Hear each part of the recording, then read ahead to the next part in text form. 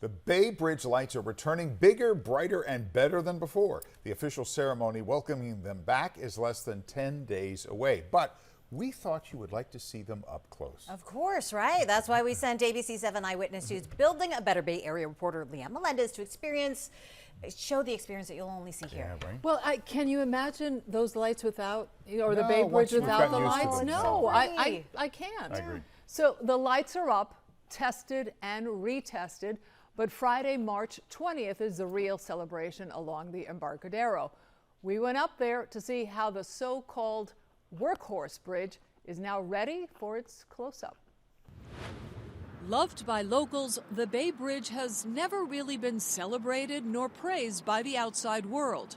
It has lived in the shadow of the Golden Gate. But several years ago, one man saw the western span as a diamond in the rough, giving that structure a new awakening. Those lights have now been replaced with a new, customized, engineered LED light system.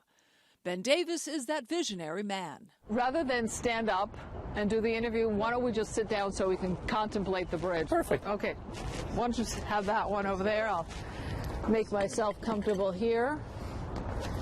I get daddy chair. Yeah, you're the old man. I am the old man. I've heard you say that there wasn't much love for this bridge, which you have referred to as Cinderella. And when you brought those lights, you gave Cinderella a gown, and people loved her. So with these new lights, what are you giving Cinderella?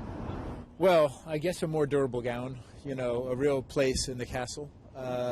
This is a really hard human challenge to create electronics that work in this really extremely difficult environment. Davis is talking about the constant vibration, the wind and rain and even lightning. It was up to one company, Musco Lighting in Iowa, to create the 48,000 LED lights capable of withstanding the harsh elements. Musco also provided the lighting for the eastern span of the bridge. Adam DeYoung, the project manager at Musco, gave us this explanation from their headquarters. Our team here at Musco just put in a lot of time and effort to develop a very unique and specialized system that's going to be out in the Bay Area for the next 10 years, and we're really excited to see that happen. We flew our drone during the day to show you how those lights wrap around each cable on the north side of the bridge. But for us, that wasn't enough. I really want to get closer to show you what they look like. So let's go. We found crews doing a last-minute repair to one strand of lights.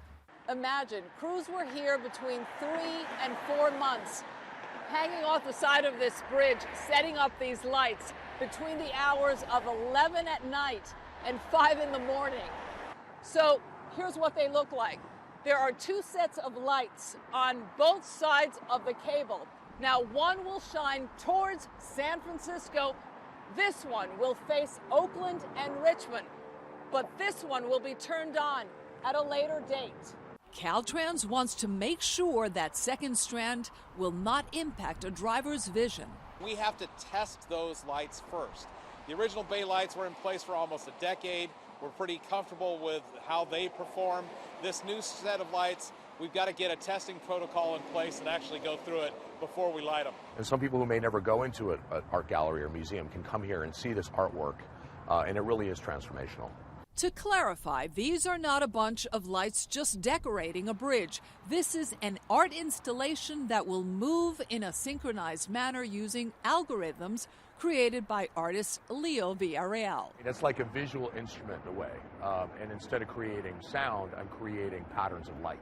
You may be asking, where is the on and off switch?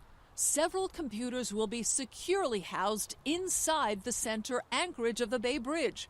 You know, that big piece of cement in the middle of the bay, which, by the way, has more concrete than the entire Empire State Building. What some people don't know and others find it hard to acknowledge is that the western span is named after former San Francisco Mayor Willie Brown. As a tribute to him, the lighting ceremony will be held on his 92nd birthday.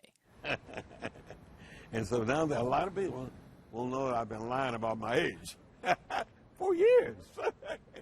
Brown was sent to San Francisco by his mother, who thought he would be safer here than in segregated Mineola, Texas. That's Brown as a young boy. What do you think that little boy was thinking back then? Well, I was that little boy and I had plans.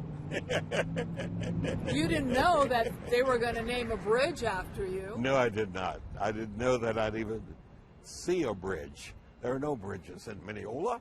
The return of the Bay Lights cost an estimated $11 million.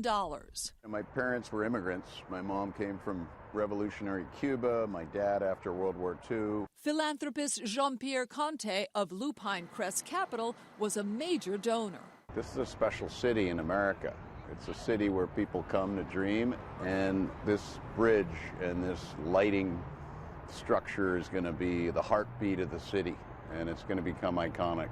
The return of the Bay Lights comes at a time when San Francisco is experiencing a comeback of sorts. I'm excited about the next few years. I think that it's important for our city now, not just to recover, but to really be a beacon of possibility and hope for the rest of the world. Davis calls San Francisco the city of awe, AWE. So, not to be confused with any other word, Ben Davis always spells it out, AWE. Now, the artist Leo Villarreal has programmed it so that you will never see the same sequence of patterns twice. So, kind of like the Impressionist movement, right? A fleeting moment, that moment never to be seen again. That is